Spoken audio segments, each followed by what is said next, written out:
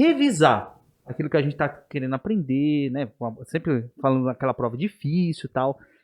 Revisar é essencial para todos os casos ou para casos específicos? Tem coisas, por exemplo, você já atendeu alguém que precisava fazer uma prova, né? Ou estava com um problema de aprendizagem aí na escola e a pessoa lia, por exemplo, alguma coisa e já memorizava. Ou assistia alguma coisa e memorizava. O professor explicava e memorizava. Já aconteceu esses casos? De você tentar aprender algo e naquele momento você levar pro resto da vida? Acontece isso? Não sei. Pode acontecer. Depende do conteúdo emocional que aquele conteúdo ou aquele tema tem para você. Porque aí que eu estava falando sobre memória episódica e memória semântica. Se eu leio, por exemplo, a descrição de um quadro clínico, de uma psicopatologia, e quando eu leio aquela psicopatologia, a descrição dela, eu penso, fulano é exatamente isso aqui, ele tem tais e tais e tais e tais características. Eu não preciso ler duas vezes, porque quando eu pensar naquele quadro, eu vou pensar na pessoa e nas características que ela tem.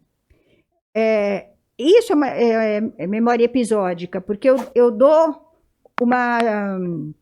um contexto para aquilo que eu li. Então, junto com o hipocampo, que é o responsável, então, por encaminhar e colocar nos devidos lugares o conteúdo armazenado, trabalha o tálamo. E o tálamo é a área do cérebro que nos diz, assim que ele se depara com aquela situação, ele diz, isso aqui é chato.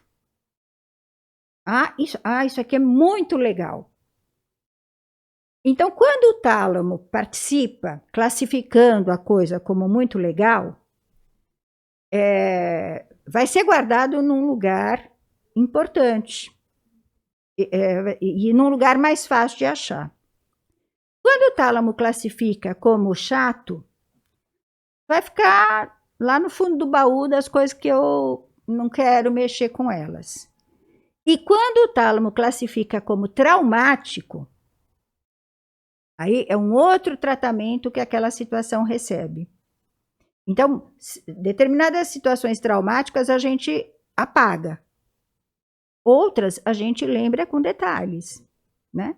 Então, essa tonalidade emocional que aquele elemento traz também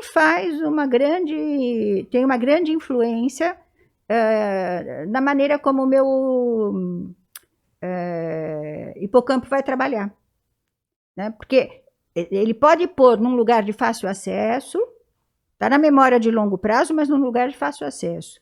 Mas pode estar na memória de longo prazo num lugar de difícil acesso. É aquela situação onde eu estou fazendo a prova e eu falo, ai caramba, eu li isso, eu tenho certeza, eu estou vendo até a página, não sei o quê. E aí você não lembra na hora da prova. No dia seguinte, você acorda e você fala... Ou quando você saiu da prova, ou quando você, exatamente. É sempre assim, cara.